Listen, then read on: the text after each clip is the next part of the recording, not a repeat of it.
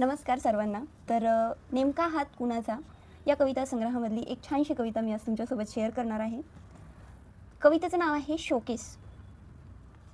रात्री बेरात्री घरात पाऊल ठेवल्यावर रसिकांच्या टाळ्यांचा आवाज मंद होत जातो. रात्री बेरात्री घरात पाऊल ठेवल्यावर रसिकांच्या टाळ्यांचा आवाज मंद होत जातो. आणि बाबा काय आणलंस नुकतंच बोबडं बोलणारा लेक विचारतो. आणि बाबा काय आणलंस नुकतंच बोबडं बोलणारा लेक विचारतो.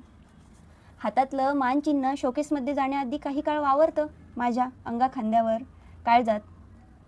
हातातलं मानचिन्ह शोकेसमध्ये जाण्याआधी काही काळ वावरतं माझ्या अंगा खांद्यावर काळजात. आणि स्वतःचं वेगळं अस्तित्व निर्माण करून उभं राहतं कपाटात. आणि स्वतःचं वेगळं अस्तित्व निर्माण करून उभं राहतं कपाटात. तिचं लक्ष आपसुकच असतं माझ्या हालचालींवर.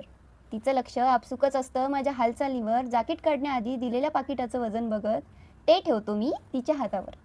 तिचं लक्ष आपसुकत असतं माझ्या हालचालीवर. जॅकेट काढण्याआधी दिलेल्या पाकिटाचं वजन बघत ते ठेवतो मी तिच्या हातावर. लेकराला आता हे सगळं पाठ झालंय. लेकराला आता हे सगळं पाठ झालंय. त्या हालचाली, मानचिन्ह, त्या टाळ्या, ती समाज सुधारण्याची भाषा, ते राजकारण, ती कवितांची पुस्तकं. लेकराला आता हे सगळं पाठ झालंय. त्या हालचाली, मानचिन्ह, त्या टाळ्या, ती समाज सुधारण्याची भाषा, ते राजकारण, ती कवितांची पुस्तकं. तेच नेमाडे, तेच कोतापल्ले, तेच रणजित देसाई आणि तेच ढसाळ. तेच नेमाडे, तेच कोतापल्ले, तेच रणजित देसाई आणि तेच ढसाळ. तेच पांढरे कपडे, तेच पांढरे कपडे, त्यावरचे जाकीट आणि कधीतरी आईच्या हातात ठेवलेलं मानधनाचं पाकीट. दिवसभर आपला बा पोटामागं पळतो.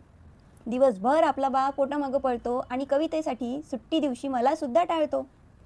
कधीतरीच कडेवर घेऊन घराबाहेर नेतो. नवीन नवीन खेळणी आणि फुगासुद्धा घेतो. कधीतरीच कडेवर घेऊन घराबाहेर नेतो. नवीन नवीन खेळणी आणि फुगासुद्धा घेतो. पण आजकाल बा तसा बराच बिझी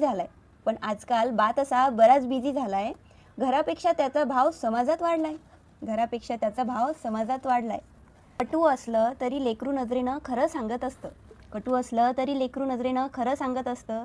तुम्ही कितीही घ्या टाळ्या ते कुशी मागत असतं. दोन घास मांडीवर बसून हळूच येऊन खातं. आणि कुशीत थोडा वेळ बसून आव युगानयुगाचा अंत. वाटतं आता थोडा वेळ त्याला सुद्धा द्यावा. त्याच्यासोबत गार्डनमध्ये वडापाव खावा. झुल्यावर बसवून झोका त्याला